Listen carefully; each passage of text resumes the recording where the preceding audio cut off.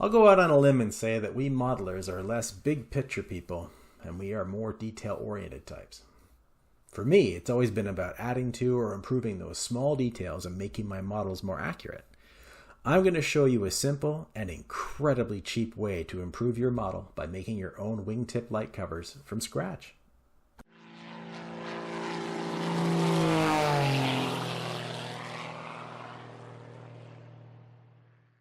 Now, before we begin, just remember, not every airplane out there has this feature. Some wingtip lights are a little more than a bulb sticking out of the tip, or fairings above and below the end of the wing. I know for sure the Corsair, the Hellcat, and some versions of the Thunderbolt had wingtip light covers. I'm also thinking some versions of the Mustang, but don't quote me on that. On the Japanese side, the Zero had them. The RAF, the Bullfighter, I think some versions of the Spitfire had them. Maybe others too. Listen, what I'm trying to say is just check references and see whether your airplane had this feature. And if anyone knows of some other airplanes that had clear or tinted wingtip light covers, please say so in the comments.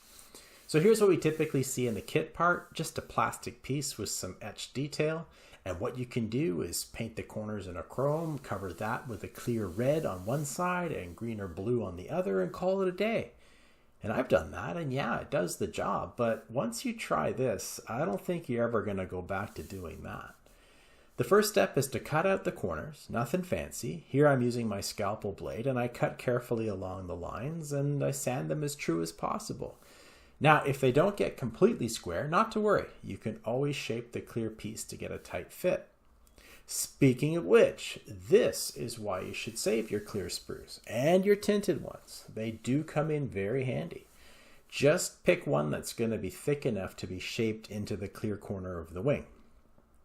And you just have to cut it out. And right now I'm expertly eyeballing these cuts.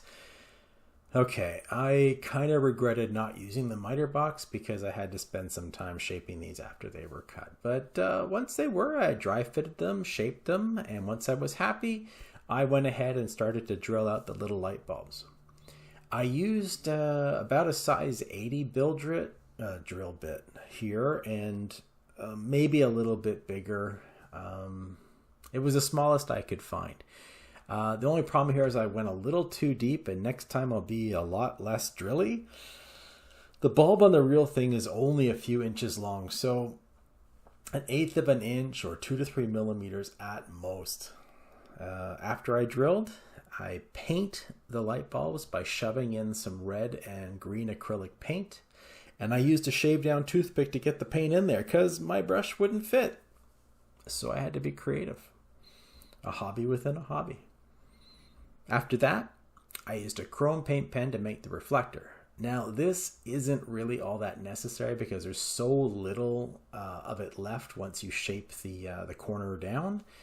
You can barely tell it's in there. So you can get away with no color at all, and I promise you, no one's going to care, no one's going to notice. Okay, maybe that one guy who always notices these things, but nobody listens to him, so don't worry about that guy. Anyhow, once it was all dry, I super glued the prepared parts into the wings. This time I was pretty lucky and hardly any glue seeped out from the clear part, but that usually happens. And when it does, it means I used too much glue, which is generally the right amount. But I never worry because the next steps take care of all that ooze. And here's where I park my hesitation at the door and I grab me a big old metal file. Because what's the worst that could happen? Like making big gouges in the wing. That's probably the worst thing that could happen.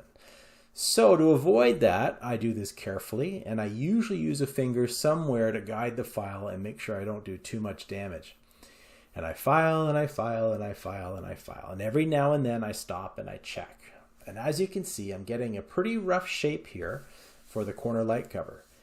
And eventually I'll have to switch from the file to a medium sanding stick and then gradually work my way down to a few finer grades of sanding stick. Always being careful, always working that shape down to match the contours of the wingtip.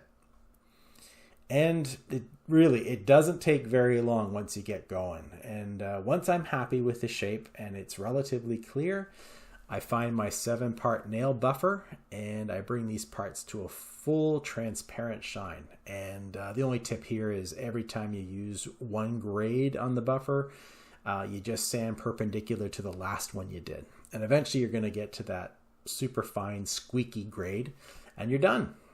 And there you have it. A perfectly flush, transparent, and accurate wingtip light cover for the cost of what? Some paint and some spare sprue? Come on, you can't beat that. As long as you're careful with your shaping, you shouldn't have to worry too much about damaging the wing and making more work for yourself. But even if you did, no big deal. All that's easily fixed.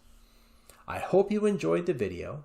Let me know what you think in the comments. And until next time, keep building, build anything, and keep taking risks. You'll be happy when you do.